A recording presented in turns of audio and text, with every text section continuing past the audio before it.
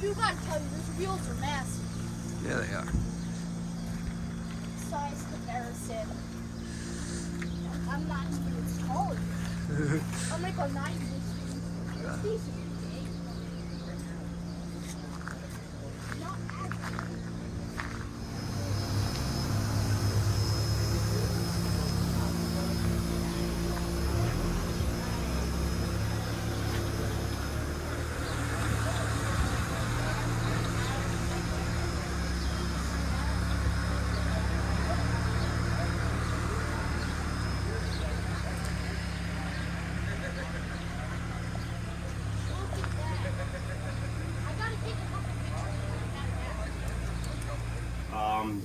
Primarily designed for passenger service, and Norfolk and Western basically designed it to be incredibly powerful, although it's also incredibly fast. But it was basically designed to haul very heavy trains over mountains and be able to maintain 50 mile an hour. But it's capable of excess of 100 mile an hour. So over here is your engineer's side. This is your fireman's side. So over here you have various gauges, speedometer of course, steam pressure, so we're about 230, 240 pounds. This engine operates at 300 pounds. Steam chest pressure, air gauges. This is another air gauge for the train. This is your brake stand. So your top handle operates your train brakes, not the locomotive brakes. If you want to operate the locomotive brakes independently of the train, or when there is no train attached to it, this is your bottom lever strictly for the engine. This is essentially your gear shift, your reverser. Forward makes it go forward, backward makes it go backward. The other lever is for an injector. It's one of two means of putting water from the tender into the boiler. So basically you just turn that on, it just forces water into the boiler. On the fireman's side, there's a feed water pump, which is a steam operated pump that pumps water into the boiler. Most importantly, this is your throttle. So now on the fireman's side, you have some duplication of gauges.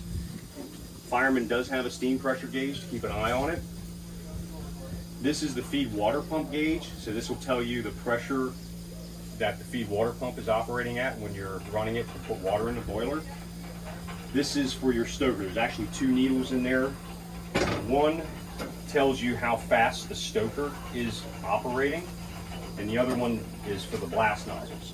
So this engine you don't hand fire with a shovel. That's what I was gonna. Right. Yeah. So underneath Can you in an emergency? Right. Underneath you is a giant corkscrew that runs all the way through the tender, and what it does is it will turn and deposit coal onto that table. Okay. And then there's these nozzles. These are the adjustments. There's blast nozzles, which are steam, and you adjust those so the coal gets dropped on the table and then dispersed throughout the firebox. So unlike our engines here at Strasburg, where we're up there with a shovel shoveling in, you just sit here and adjust these two all day long. So like if you need it more on the left side, then you preset everything. So it kind of does it automatically. So it kind of does it automatically. So it's just auger fed thing. Yes, exactly. A big tube right there. So underneath these are how you shake the grates, which we will be doing shortly to clean the fire, and then we'll break. What you saw in there is just a bank.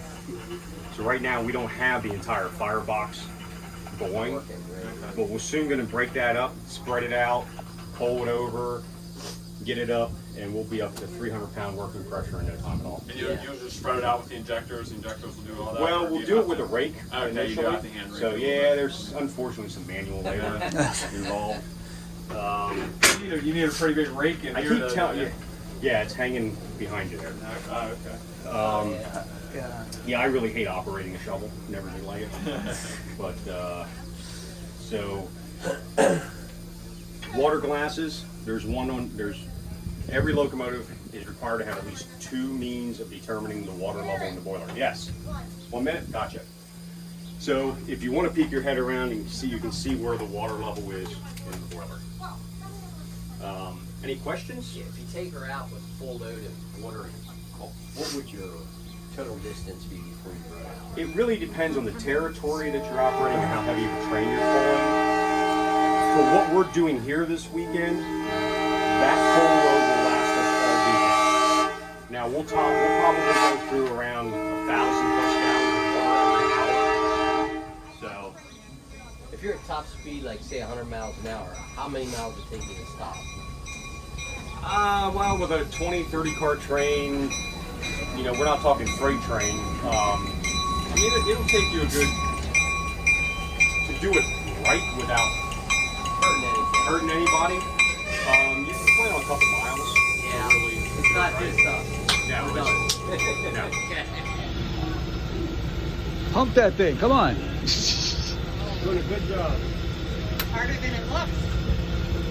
Like one of those bikes. Light. Like one of those bikes.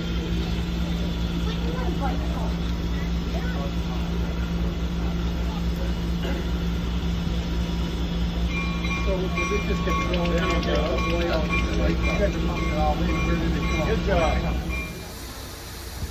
East of downtown, yeah. Between Alpena and downtown.